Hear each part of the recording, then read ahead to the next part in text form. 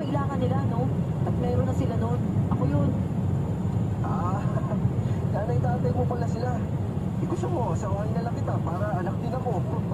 Kapag, Sira ulo ka ba? konti. Ah, kumikindot-kindot ka pa talaga? Hoy, hindi ako papatol sa lalampalang pa na katulad mo, no? At bago ka mga hasta magsalita ng ganyan, siguraduhin mo nga munang naligo ka. Oh, ay naman, ba't ka ba natatawa pa dyan? Pati ikaw, tay. Hindi lang kasi ako nakakita ng taong kayang magbiro sa'yo ng ganyan. At saka, ganyan ka pala mainis, anak? Ay, naku, alam mo, Baste. Masasabi ko lang, may pagdahan-dahan ka sa pagbili sa anak ko. Na wala bang kahit sinong nakahas sa manligaw dyan eh. At kahit magbiro. Ay, naku, kung ako sa'yo, mahalin mo yung mga ngipin mo, ha? Alam mo namang magaling siya lumaban eh. Kahit wala akong kaalaman sa ganun, papatulang ko siya. Lalaki pa rin ako, no? Basta kapag natalo ko siya, sasama na ako sa grupo niyo, ha? Grabe ah. Gusto kong personalidad na ito ah. May malakas ang loob.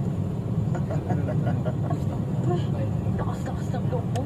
Tingnan na lang natin kung lalakas pa yung loob niya kapag pinalibali ko na yung buto niya. Init naman ang ulo nito. Ay, naku, Pastre. Mag-ingat ka dyan sa anak ko, ha? Mahirap asarin yan. Ilan na sa kasama namin ang hindi makatayo dahil sa mapakasal niya pag-uugali.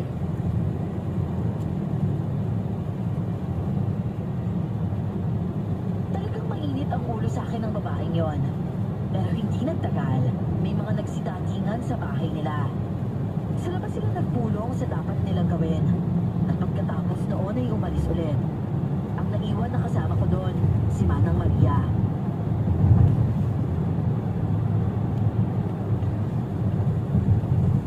Ali Maria, babalik po sila doon.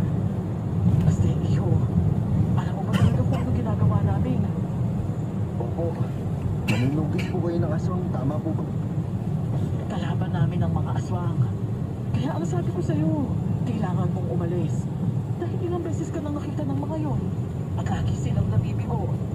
Kapag